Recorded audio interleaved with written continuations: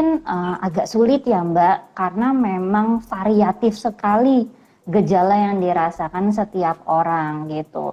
Dan bahkan pula ada juga orang-orang tertentu yang memang kalaupun punya luka, mungkin tidak akan menyadari hingga luka itu seperti terpancing kembali untuk keluar gitu. Jadi harus ada hal yang men-trigger lagi yang membuat kita menunjukkan keluhan-keluhan hingga akhirnya kita sadar bahwa ada sesuatu nih di dalam diri kita. Soal luka batin nih Mbak Andita, kan kita sering dengar gitu. Tapi sebenarnya mungkin kita juga belum tahu pasti sebenarnya luka batin itu apa sih Mbak? Apakah rasa sakit hati aja, trauma, atau sebenarnya ada luka dari inner child kita gitu Mbak?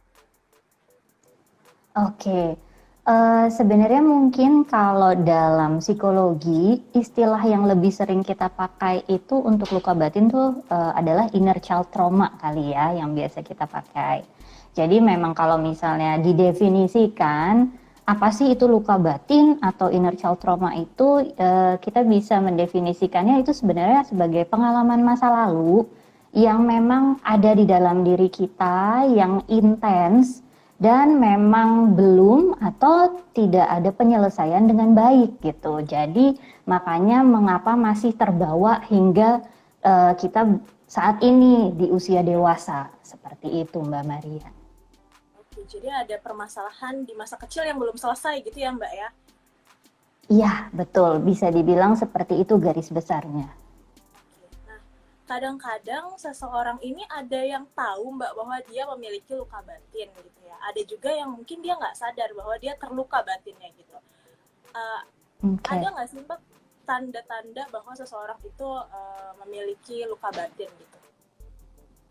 Oke, sebenarnya kalau dibilang tanda-tanda spesifik mungkin agak sulit ya Mbak, karena memang variatif sekali gejala yang dirasakan setiap orang gitu.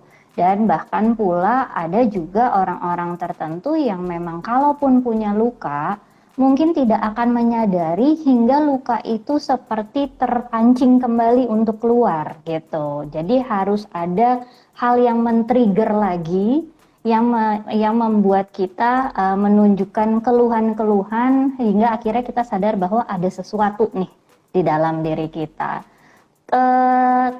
Meskipun tadi saya bilang gejalanya variatif sekali dan bisa berbeda-beda antara satu orang dengan orang yang lainnya, tapi biasanya sih secara garis besar tuh kemungkinannya tertampil dalam 3 aspek Mbak.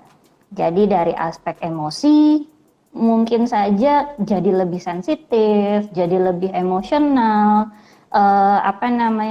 misalnya kayak nangis atau marah yang berlebihan yang sebenarnya kalau kita pikirkan lebih lanjut, kok kayaknya aneh ya saya berespon sebesar ini untuk masalah yang mungkin sebenarnya biasa aja misalnya gitu. Itu dari aspek emosi.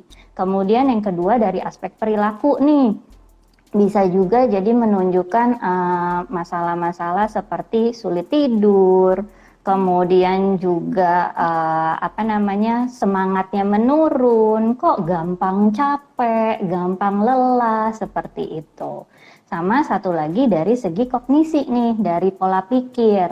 Mungkin ditunjukkan dengan susah konsentrasi, susah fokus, kemudian mulai itu muncul rasa-rasa nggak percaya diri, menilai diri merasa tidak berdaya, tidak berguna, yang seperti itu nih. Tapi tanpa alasan yang jelas biasanya, sehingga kenapa ya saya kok tiba-tiba seperti ini, gitu. Seperti itu Mbak Maria.